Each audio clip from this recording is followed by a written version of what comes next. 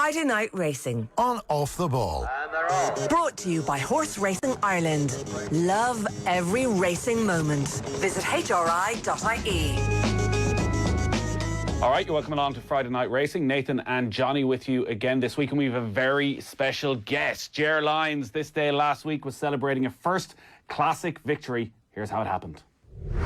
Here with a sweeping run is Lope Fernandez and Sinawan in between horses. Angled out is Siskin. Then Armory as they race to the final furlong. Lope Fernandez hits the front, but here comes Siskin on the near side. After them is Sinawan racing up towards the finish, and it's Ger Lyons' push button Siskin who's drawing away to land the first ever classic for Colin Keane and Ger Lyons. Vatican City is second, then Armory, Lope Fernandez and Fiscal Rules. Yeah, there is Siskin romping home with the Tattersalls Irish 2,000 guineas at the Curragh last Friday evening. Now, obviously, with social distancing, there weren't the usual packed crowds at the Curragh. There's a limit on who can attend race courses, so a lot of interested parties having to watch from home. We talked to Jessica Harrington last week, who was having to watch her horse from home. Not least, though, the family of jockey Colin Keane, his first classic as well. These were the scenes in the Keane household as Colin raced towards the finishing post.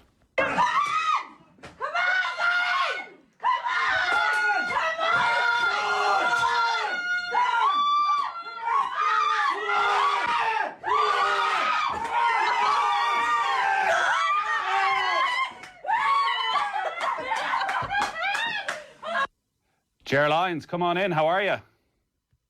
Good. Morning, Nathan. How are you? I'd imagine you've seen that video back many times. And the video of yourself as well. There's a brilliant video of yourself and your daughter watching it at the Curragh. And as Siskin gets closer and closer to finish line, your grip on the railings behind you gets tighter and tighter and tighter as you know what you're about to go and achieve. What's the last week been like? It's been lovely. Very exhausting energy. I'm tired. Put a lot into achieving what we achieved. Just laughing at the Keane household, because if you put them all in the room together, you wouldn't get 10 words out of them. So that was as much as I've ever heard them speak in one go. I mean, they're the quietest family you've ever met. Yeah, in one way, you would have loved to have had them all there and all your family there and absolutely everybody. But still, winning a first classic, can you describe, and we saw the video, but can you describe your emotion in the minutes after the race? Pure 1,000,000% relief. Right. That's all I can say to you. You put your heart and soul into it. We all did. I know how important it was to connections. We were entrusted with a Guineas favourite, the only 2-year-old Group 1 winner in the field. Just delighted. I mean, I was relieved. That's the initial reaction, the initial feelings I had, and then pure pride for the last week. I mean, the penny dropped. It sunk in straight away because we're 30 years doing this, so I know how hard it is to do it. It's the first time we've been given the opportunity to with the real deal, and we kicked the bar. We put the ball in the back of the net, which that means a lot, because Aidan makes it look easy, and believe me, until you try and do it, it's not as easy as it looks. You must take an enormous sense of satisfaction out of that, because you say you've been in the game for many years and quite often as the underdog, but now you're there with the favourite in the 2,000 guineas, and all the pressure that brings and all the expectation from the owners. When you get a horse like that, the expectation is you deliver, but you still got to go and do it. As you say, relief, the overwhelming emotion, but for yourself, you must take enormous pride that you got the job done. Oh, absolutely. And I'm very proud of the team, very proud of my staff, because we had the chance and we could have easily fluffed our lines. But again, we had the horse on the day and we had the jockey on the day, and there was huge pressure on Colin. Pressure that I probably didn't. I knew he was under pressure, but I think he's such a cool dude. He calms me a lot. But I didn't realise until afterwards the pressure that he was probably feeling. And he'll thrive going forward after proving that he was up to it. I mean, that'll only make him a better rider, which is brilliant going forward for the rest of us. But no, I mean, there was only a few of us at the track, and that didn't make any difference to my satisfaction. Yes, it would have been nice for family and friends to be there, But ultimately, I'm in my own bubble anyway, and I keep myself to myself on race days. And it didn't lessen the enjoyment for me winning our first classic. And Right. you know, if I never train another winner, we've trained a classic winner. You've mentioned as well, Ger, obviously after the race that you came up against a team of Ballydoyle horses, and it was a difficult enough ride for Colin. Say if he'd gotten traffic problems, got out to the clear too late and finished an unlucky second. How tough would that be for him? Because obviously he was chasing his first classic success as well. Well, I don't think there's any point in talking about that, Johnny, because if my aunt had balls, she'd be my uncle. It's as simple as that. It didn't happen. You know, the point is he didn't fluff his lines. The point is he did his job and he won and won the classic. So it's irrelevant talking about what might have had or what might have been. I did enough of that thinking going up to the race, so I'm not going to think about it after it. Well, it was funny watching Fairy House last night in more than one or two races. You know, there was a lot of trouble in running, and it got me thinking. It's very rare that you see Colin kind of make mistakes, either tactically or pace-wise. That, you know, I suppose if you're measuring a jockey on what races he won that others wouldn't have, you can probably measure him by the opposite metric as well. And it's very, very rare he seems to get it wrong. Yeah, well, that's the difference between the Mick Kinanes and Johnny Murtaghs of this world and now the Collins. I mean, the good lads, that's the difference. The good lads make less mistakes than the other guys. It's as simple as that. There's some winners like Stradivarius, you'd have won on him yesterday, whereas Frankie makes the difference on other times. Do you know what I mean? It's as simple as that.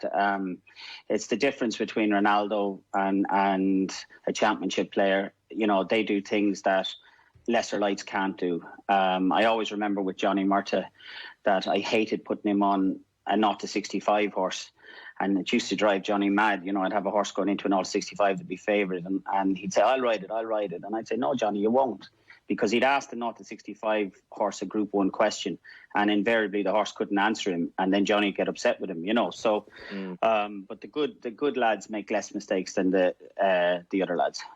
Who does he remind you of as a jockey then at this stage? Mick Kinane. He's more and more temperament, physique, ability to be in the right place at the right time, confidence in his own ability, and he's a man of few words, which would be how you describe Michael Kinane as well. Can you talk to us through the race then, Colin, because I know you were saying you don't want to get into what might have happened, but I saw afterwards you saying how Colin showed massive balls in the way he pulled that out of the bag from the position he was in a couple of furlongs out, and obviously the horse delivered as well. Can you talk to us about what made it such a good ride from Colin? What made it such a good ride from Colin was that he's drawn stall 2. He's an army around him. You know, you could see right through the race that how's he going to get out of here? He's nothing but traffic problems ahead of him. Invariably, there's this, you know, in racing, if the gaps are going quicker than you're never going to get through the gaps. And lucky enough, he was on a horse that was able to go quicker than the gaps, as it turned out. And that's the difference between Siskin and another horse. He's, 9 times out of 10, if you don't have the real deal Group 1 horse, the gaps will be going quicker than you and you won't be able to get through them. But he showed patience, he showed calmness, and when he needed to put his elbow left, he did, and they both quick and clear when they got out there. So, I mean, it was all around a good team effort from the two of them, and I just think, come at the hour, come at the man, and Colin stood up and was counted. You've been getting sent horses by Prince Khalid, Siskin's owner, for the last couple of years now. I'm always fascinated from the outside on the relationship, considering on the one hand you have these incredibly wealthy individuals, and from reading about your setup at home, it's a real family business and it's a multi-million-pound game. And how that relationship is between the two of you, and the pressure that's put on and the expectation that puts on you, and how you deal with that. Well, I put the pressure on myself, but in relation to Juddmonte, I deal with, locally it's Barry and Rory Mahon, and then the racing manager is Lord Grimtalk, Teddy Beckett, and, we chat all the time, and there's never pressure coming from there. As long as I have a plan, they seem to be happy with that. He'll ask beforehand what way we're going to ride, and I'll explain to him what Colin and I have discussed, and off we go. But they never interfere. They're a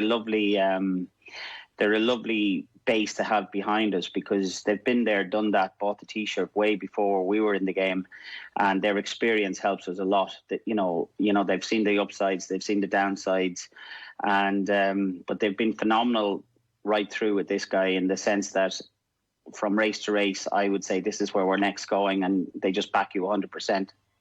How would you explain to people that maybe don't know much about racing, Ger, about the importance of the owners from that part of the world, from Sheikh Mohammed to Hamdan Al Maktoum, and obviously Khalid Abdullah as well, and I suppose the money that they've invested in Irish racing, British racing, in terms of stallions and just having horses over here, and where we would be if they hadn't invested all that money. It would be a different game, Johnny. Basically how I could explain it to, if you've landed in from Planet Zog and you don't know anything about racing, horse racing. Now, again, I'm only talking about the flat, because that's the game I deal in. I'm not a jumping man. So horse racing, as in on the flat, we're the shop window for the rest of the industry. And what you're seeing on the racetrack, the top races are the classics, and you work your way down from there: Group 1s, Group 2s, Group 3s, listed handicaps, etc., etc. And the classic generation is the three-year-old generation, and they decide the stud book. In other words, the best of the 3-year-old generation go to stud as the stallions. Of the males, they go to stud as the stallions, and they determine who the mares then are covered by over the next few years, which determine the next 2 or 3 years progenies. So basically, racetrack is the shop window for the rest of the industry, and the rest follows, be it the stud book, be it the sale season, and then be it all the trainers and yards from the bottom right to the top. When did you realise that Siskin was going to be a superstar? Well, he's not a superstar. He's a classic winner. He's a Group 1 winner at 2. Frankel's a superstar. See the Stars is a superstar. We thought Pinatubo was going to be a superstar, but he got beaten. Superstars are once in a generation thing, and I'm lucky enough to have seen See the Stars and Frankel directly after each other. He's a very, very good horse. He's, in the scheme of things, he's rated 116 in comparison to a 126 Pinatubo. He's not even, I seen horses running yesterday that were rated higher than him, that at Ascot. So he's a very, very good horse. He's done everything we're asking of him, but he's not a superstar. It feels like chatting to John Giles and Eamon Dunphy there. He's a good horse. He's not a great horse.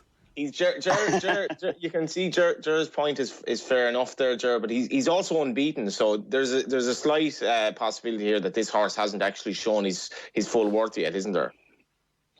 Well, listen, he's unbeaten, so he can only beat what's in front of him. I suppose who he comes up against, we'll see the St. James's Palace tomorrow at Ascot, and then we'll see what turns up in Sussex. So the end of the year will, where he stands in the scheme of things at the end of the year will be fantastic, and it'll be very interesting. But, he's one of the better milers around. He's won a Guineas. I won't have it that it was a bad Guineas, because I've been, you try and win it. I'd love to be in these bad Guineas when they turn around. You try and win the Guineas. It didn't feel like a bad Guineas to me. He has done everything we've asked of him to this point, bar the blot in Newmarket. And we go on to the Sussex now, and we'll see. But at the end of the year, we'll see where he lies. But at the moment, I wouldn't swap him for any of the 3-year-olds I've seen. Winning a classic as well changes the way you're viewed. I don't know how much within the industry, but certainly with outside the industry. And it's live on television, all of Ireland, and there's a huge watching audience. And Mary Louise from your yard was in touch, going through some of the correspondence you've got. I don't know how often you would have got this sort of stuff. And previously, you had one card simply addressed to Ger Lyons, racehorse trainer Mead. Such is your fame now, it's still got to you. Such is my fame. I tell you, Nathan, and I mean, I don't mean this glibly, it is humbling, the letters, the messages received. It's just fantastic that it touched with normal race fans, and the messages received are just phenomenal.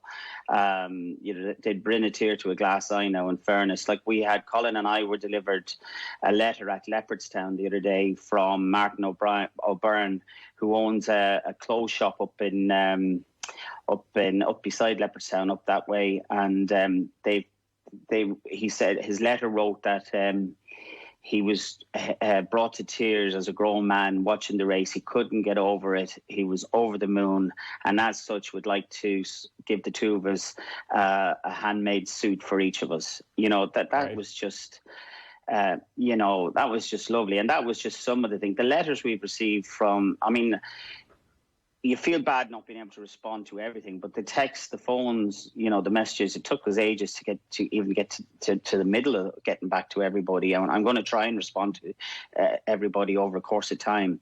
But it's just humbling to think that so many people got pleasure out of it. And it just, like, I'm so very much in my own bubble in this game. You think you're me against the world, and Johnny will attest to that. He's watched me from long enough thinking, what's wrong with the man?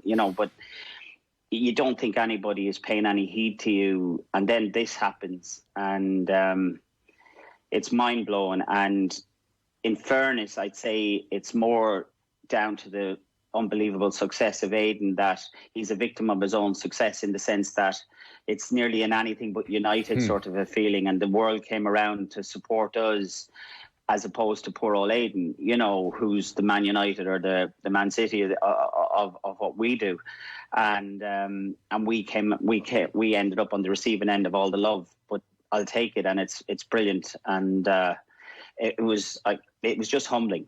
I spoke to people. The letters we got is just fantastic, and in my downtime, and when I'm feeling a bit poorly next winter, I'll read them, and I'll read them over and over and over again, and I'm so grateful to have received them. We have a few of them here, actually. There's one: to all concerned with a passing interest in racing, my wife and I sat down to watch the Curragh. We were not disappointed. When Keane went for the gap, we jumped to our feet and we screamed and we shouted and we screamed and we shouted. We talked about it since and think we'll not witness the likes again, not for a long time. We live in the big city of Rathmoylan, and to think that there are classic winners trained beside us feels like we're living at Newmarket. Great traditions are always begun by visionaries, they say, and in times to come, it'll be argued that Glen Burnie Stables and the people who work there played no small part in putting Kiltale, Trim and Mead at the top table of flat racing achievements worldwide. Isn't that lovely?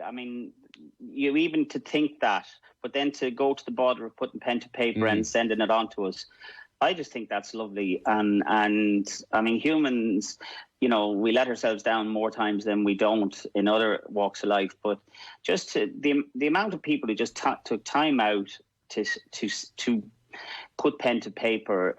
As I said, it would bring a tear to a glass eye, and it's heartwarming.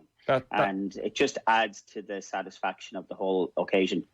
That's the side of success that you can't imagine, because I'm sure when you're thinking about winning a classic, you know what it'll mean for the horse potentially, you know what it'll mean for the business, but you can't imagine that it's going to touch people so personally and affect them and will make such an impact on people who you've never met live. Well, ultimately, Nathan, what I'm doing is a business, and a lot of things matter. It's a big money business, to the breeding rights of the horse, to his potential stud career, to the owner. So the last thing you're thinking about is all of the frivolities that come with it. And hence the abiding feeling that I had post-race was relief, because I'm very, very aware of how important it is, if I dropped the ball, I've let a lot of people down. So we couldn't afford to drop the ball. And as I said in some other interview, it's a game for big boy pants, and you just put on your big boy pants and you go out and you do it. And if you're not prepared to do that, you shouldn't be in the game. But it's something we've aspired to since I started. Guineas was right up there with a top bucket list for me. And to have done it now, I'm delighted. It gives me confidence. We're training winners most days, when we go racing, which is grand. But I'd be very much of the belief that you're only as good as your last winner. That's the way I think. That's the way I get out of bed every morning. So that's what keeps me motivated. But part of me now knows you went to the top table and you delivered. And there is huge satisfaction in that. And I hope it helps make me a better trainer, as it will make Colin a better jockey. just one more on the letters you received, because I know you got a letter from a kid called Josh, who was 13 last week, and for his birthday he was redecorating his room, and he emailed to ask for Siskin's racing plates. If you did kindly allow me to have this plate, it will be treasured tremendously and will be the centrepiece of my room and a popular amongst my collection of Altior and Baltash. Is Josh getting the racing plates? I'm really putting you on the spot now. Oh, he'll get a racing plate from Siskin. He won't get the 4 of them. I mean, Siskin will have a number of racing plates throughout the summer, so he'll definitely get something. And Mary-Lou and Hannah in the office are brilliant at that. They make me look very good, as your producer will attest to. They respond to everybody. They make my life very, very easy. And there's one thing I've learned over the years is how to delegate, and they're brilliant at making Glenburnie Stables and Ger Lyons Racing look good.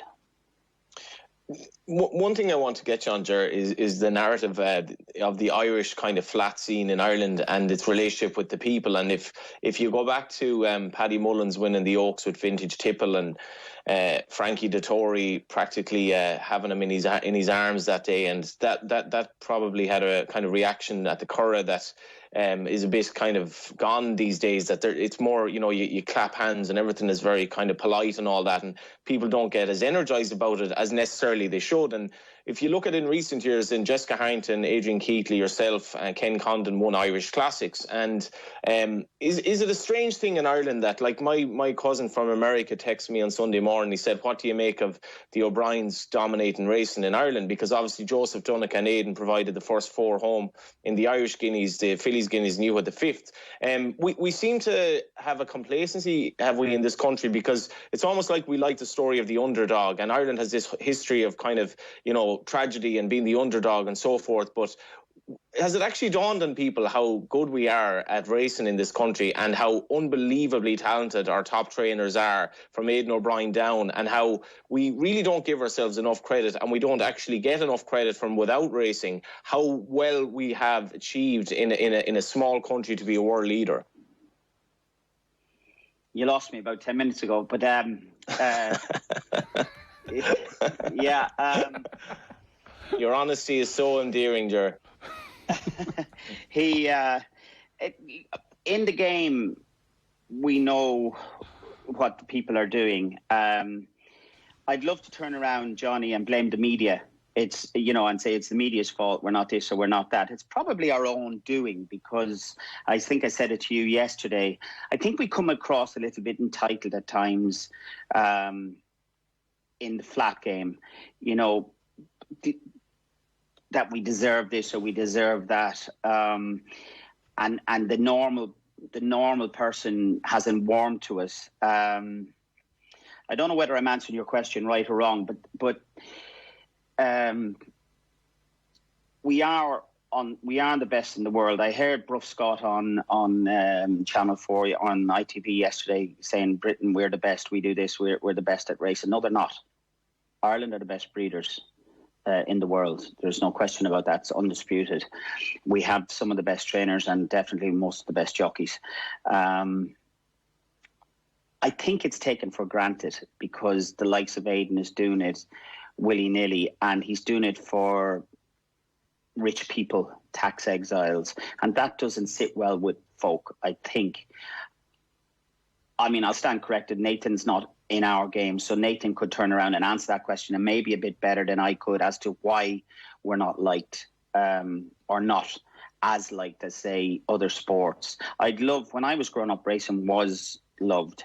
Maybe it's that there's so much sport on TV now that people's interests are diluted so much, but it's a brilliant game. On any given day you go racing in Ireland, like if you went to Fairyhouse last night, I ran a filly in the 2-year-old race, and she's special, and she could be very special, but people take it for granted what they're looking at. And any given day you'll see Aidan produce horses like that, Dermot Weld produce horses like that, and any trainer, John Ox, Jim Bulger, they're there.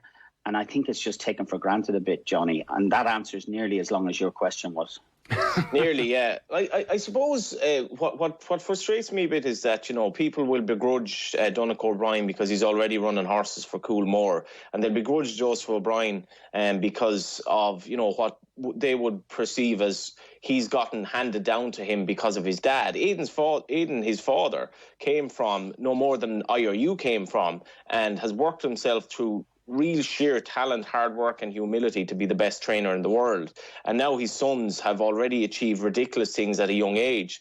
And it's almost like when Kilkenny hurlers were winning the All-Ireland all the time with the Dubs now, we're kind of looking for reasons to fault them. But what I did like about what you said was that, these people are inspiring me to up my game. And granted, Aidan has Coolmore and all that, but it's incumbent on other trainers to try to reach their standards. And what I like about the O'Briens is they never praise themselves. They're utterly humble people, and they're unbelievable ambassadors for this country. And I think we really don't appreciate them enough either at times.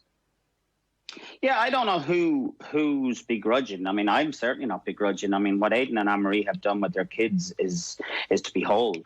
I mean, rearing kids is hard at the best of times, but he's made Joseph a champion jockey. He's made Donica a champion jockey. All the girls have ridden winners. They're phenomenally dedicated to the sport, and they're lovely people to meet. I mean, I have great time for Joseph, and I certainly don't begrudge the fact that he's training all the winners he's training. He wouldn't be training them winners. I don't care how many good horses he gets. If he didn't dedicate himself the way the rest of us do, he wouldn't be training them winners. Have no doubt about that. And Donica has stepped in from being a jockey who's never eaten for I don't know how many years, without taking a year out, as kids of his age are doing. You speak to most kids of his age, what are you doing now? I'm taking a year out. These guys don't know what a year out is, and he's straight into our job, which is 24/7 hard work, and he was second in a Guineas the other day. Why would you begrudge him that? I mean, if he was a normal person, he'd take a year out and go traveling the world, or an ordinary kid of the same age. And I have the utmost respect for what they're doing. And all it does for me is it's stable 1, stable 2, stable 3. It's just multiplied Aidan by 3. And now I've took my game again to stay with them at the very least. And that's the way the job is. I mean, the higher the standard, the better you are. And if at the end of my career, however many winners I've trained, I can guarantee you they're because of the standards that the likes of Aidan set. It is interesting what you're talking about there, and the general attitude towards racing, and flat in particular. And I guess from the outside, you would look at Aidan O'Brien and Sons, and if they had won, and one of that army last Friday night had won the Guineas, it would sort of be wallpaper. I think people would move on quickly and go, all right, Aidan O'Brien, another classic, on we move. But there's still that love there for the underdog. I think you touched on it, like the amount of letters, the amount of goodwill towards you. And unfortunately, that's the difficulty, I guess, that they have in flat, in that there's always going to be the 1 or 2 stables that are absolutely dominant. We'll have some brilliant storylines, but by and large, an Aidan O'Brien success doesn't stop anybody in their tracks, doesn't get anybody outside of racing talking, and there's probably not much we can do about that. No, I don't think there is, Nathan, and I think that's just life. It's no disrespect to Aidan. In fact, I'd say it's a compliment to Aidan to what he's done, and that's just life. I mean, how many sporting events have we watched, the three of us, and we shout for the underdog? Do you know what I mean? You'd see Tiger Woods in the golf, and you'd see some unknown coming up, and you'd be shouting for the unknown because Tiger's won everything else. That's just life. That's just human nature. People build you up to tear you down. But I don't think there's any animosity towards it. I just think it was anybody but United, and it just so happened that I was the anybody against United on the given day, and thankfully it fell my way. It'll be somebody else next week. It was Jesse last year. Does it ever affect you, Ger? Does it ever affect your thinking in that, like, you were going up against this behemoth of, like, in terms of resources, we just can't compete with what these guys have? Does it ever get you down? Absolutely not. Johnny will tell you, he's been watching me for the last, I don't know how many years in the game. I stick my chest out, chin out, and come on, I'll take you on. I have no problem. Mick Lyons is a full-back in Mead, but take them on. I have no problem. If you thought that way, you'd go away and work for somebody else. It's the feeling that I can beat them. That's what gets you up in the morning. At the end of the day, it's a horse race. And if I'm the best horse and I can do the job, I'll win. ultimately Aidan has most of the best horses, but we've proven that, like Judmont isn't a small outfit. I've got one of the biggest outfits in the world backing me now. So it's nice that I can line out on the same pitch as him. And that's what makes it worthwhile, because this is no more than your job. This is a very, very tough job. Professional sport is a very, very tough industry to live in, to work in. But it's like everything else. You only get out of it what you put in. And that's why I have so much, and I'm not blowing wind, I have so much respect and admiration for what the O'Briens as a family have done. And anybody who begrudges that is just, they're just wrong. It's just mean-minded. You think about it, if you're a father and a mother and you've got, say, 2 kids, and you bring them through to be professional jockeys. They're 6 foot tall each, to be not jump jockeys, professional flat jockeys.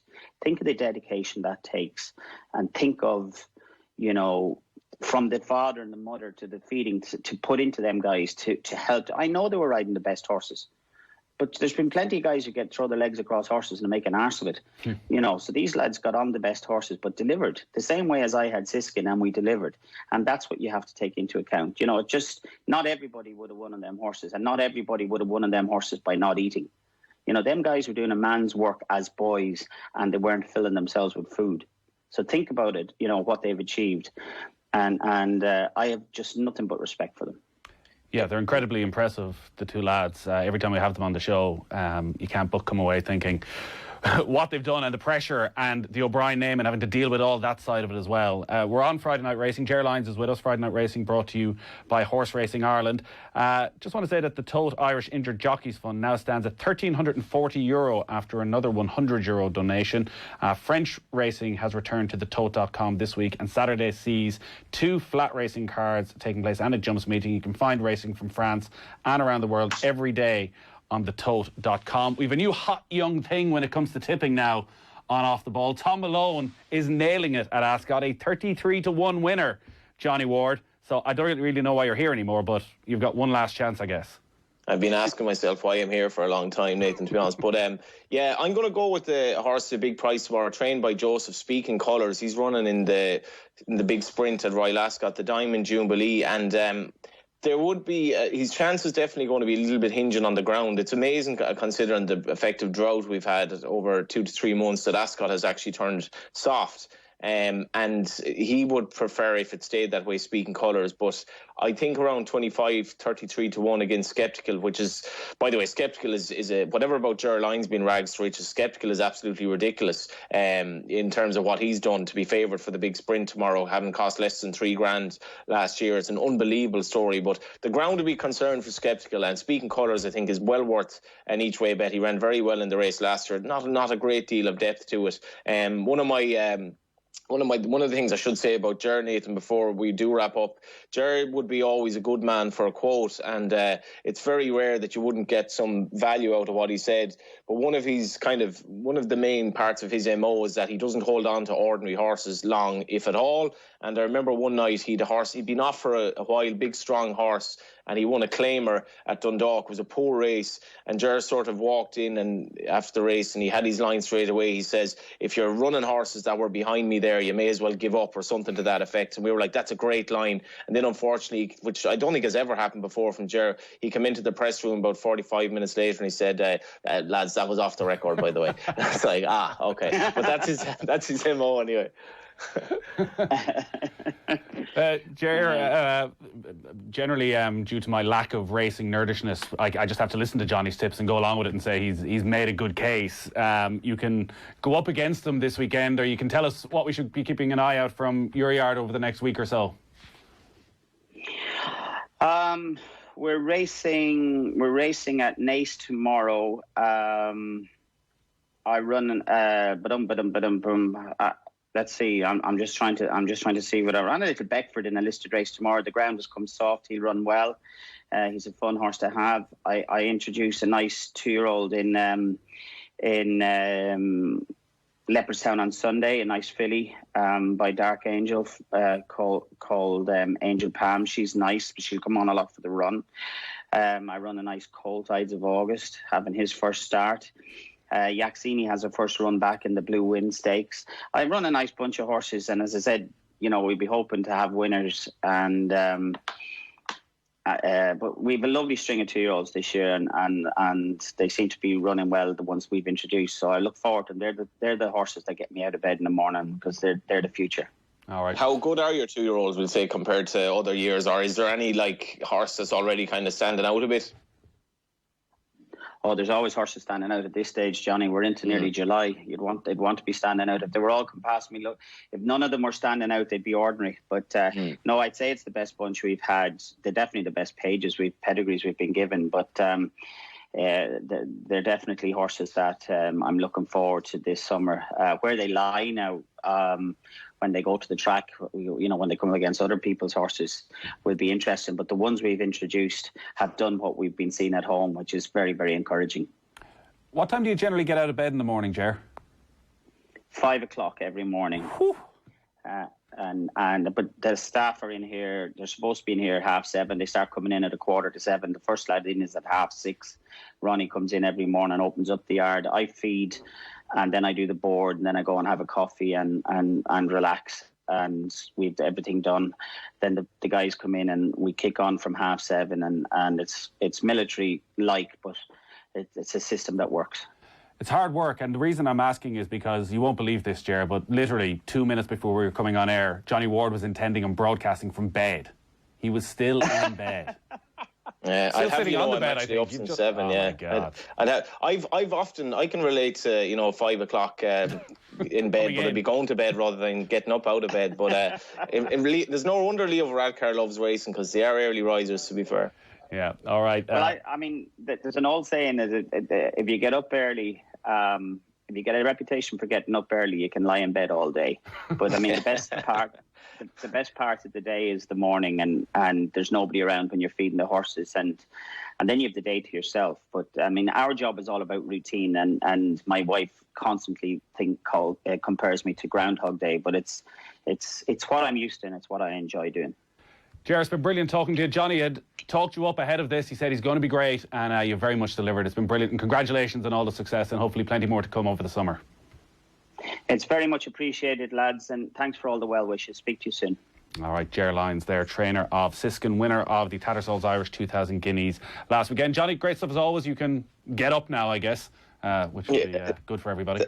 That was actually very misleading. I did get up early today, but what Ger says there about getting up early in the morning and being around a training yard and horses as the sun is shining and all that would make a beautiful documentary. I think a lot of non-racing people, they see the gambling side of it, and they see the big owners and all that, but ultimately racing is about the staff in the morning looking after the horses and getting to know their buddies, and that beautiful aspect of the love between a human and an animal. Well, go get up early next week, Johnny, and go do it. A little task for you for the summer. Absolutely. All right, good stuff. Johnny Ward, as always, with us on Friday Night Racing here on Off the Ball, brought to you by Horse Racing Ireland. Love every racing moment. Visit hri.ie. Friday Night Racing on Off the Ball. And they're off. Brought to you by Horse Racing Ireland. Love every racing moment. Visit hri.ie.